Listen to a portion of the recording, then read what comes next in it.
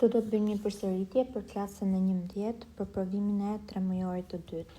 Përcakto reaksionit si eksotermik dhe endotermik. Ushtrimi i parë. Atëherë, çfarë është e rëndësishme të kuptojmë?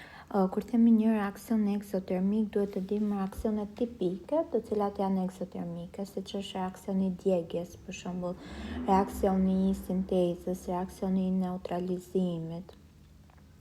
Ndërkohë tek reaksionet endotermike kemi hapësirën pak më të ngushtë. Dhe reaksion endotermik zakonisht kemi reaksionet e zbërthimit termik, të cilat ne mund t'i dallojmë direkt, domethënë me sy, ndërkohë për reaksionet e tjera pastaj do na duhet pjesa e vlerës së entalpisë, nëse është pozitive apo negative në mënyrë që ta përcaktojmë.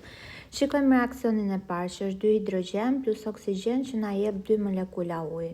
Atëherë kuptojmë që ky është një reaksion sinteze, pra formimi, kështu që entalpia do jetë më e vogël se 0 dhe reaksioni do jetë eksotermik. Kalojmë tek pika B.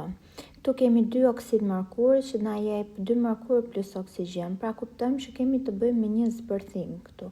Atëherë do jetë një reaksion endotermik dhe entalpia do jetë më e madhe se 0. Kalojmë tek pika C. Tek pika C kemi 2 dioksid zgjufuri plus oksigjen që na jep 2 trioksid zgjufuri.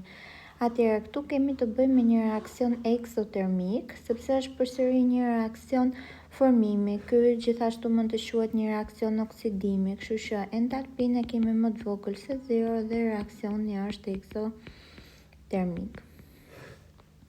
Kalojmë tek ushtrimi 2, duke u bazuar në ndryshimet energjetike për reaksionin e mëposhtëm kemi azot plus hidrogjen që na jep 2 amonjak, duhet të përcaktojmë llojin e reaksionit. Tani fillojmë ta zgjidhim. Fillimisht duke u bazuar tek ndryshimet energjetike do bëjmë hapjet e strukturave. Rishkruajmë reaksionin. Atëherë, kemi molekulën e azotit që ka lidhje 3 fishe, plus 3 molekula këtu hidrogjeni me lidhje 1 fishe, që na jep 2 molekula amonjaku dhe kemi azotin të lidhur me 3 hidrogjen. Bëjmë bilancin e lidhjeve dhe nga ana e majtë tek reaktantët ne gjejmë energjinë e përthithur dhe nga ana e djathtë energjinë e çliruar. Me diferencën e energjisë së përthithur me atë të çliruar ne gjejmë vlerën e entalpisë. Atëherë nga ana e majtë ne kemi një lidhje azot-azot dhe 3 lidhje hidrogjen-hidrogjen. Ndërsa nga ana e djathtë kemi në një molekul amonjak 3 lidhje azot-hidrogjen. Me që kemi 2 molekula, atëherë kemi 6 lidhje azot-hidrogjen.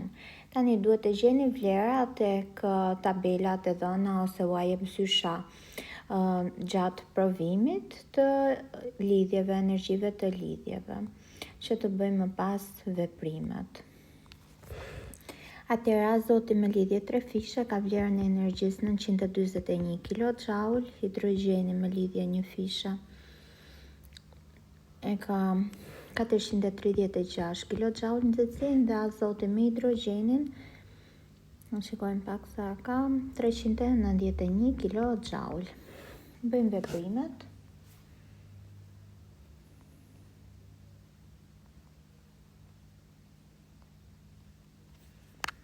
(2249 kJ) 2346 kJ, atëherë bëjmë diferencën 2249 minus 2346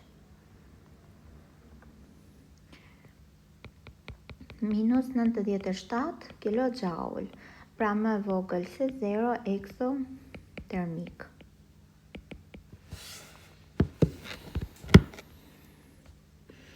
Tek pika e dytë, që ta kalojmë në reaksion termokimik,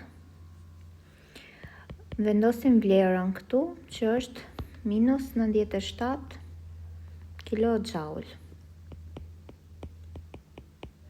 Atëherë, sa nxehtësia që çlirohet nga bashkëveprimi 1.4 gram azot.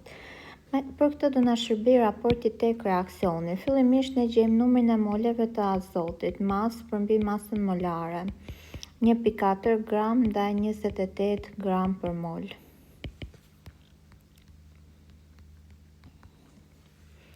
0.05 mol. Dhe bëjmë raportin, e dim që 1 mol azot çliron 97 kJ nxehtësi, po 0.05 mol azot x kJ. Dhe gjejmë sasinë e nxehtësisë këtu.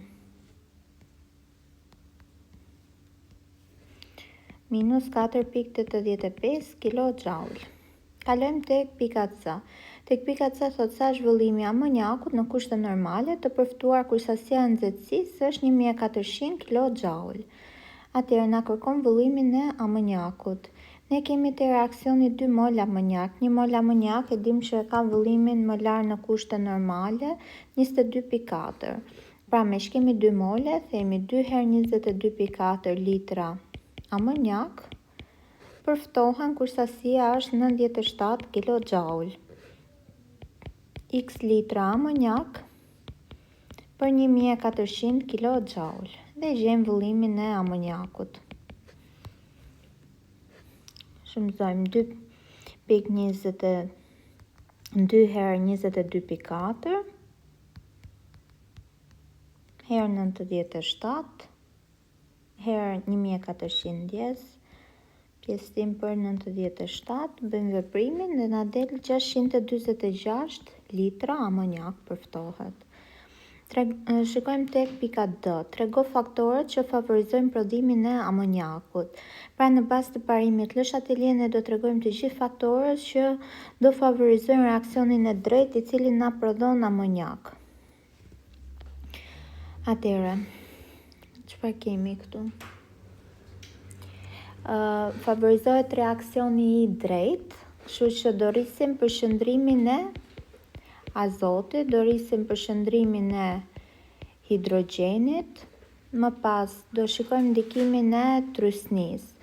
Trysnia ndikon në anën e moleve që kemi më shumë, kështu që kemi nga ana e majt, nëse neve rrisim anën e majt, ekuilibri zhvendoset djathtas, pra favorizohet nga rritja e trysnisë. Do shikojmë edhe temperaturën.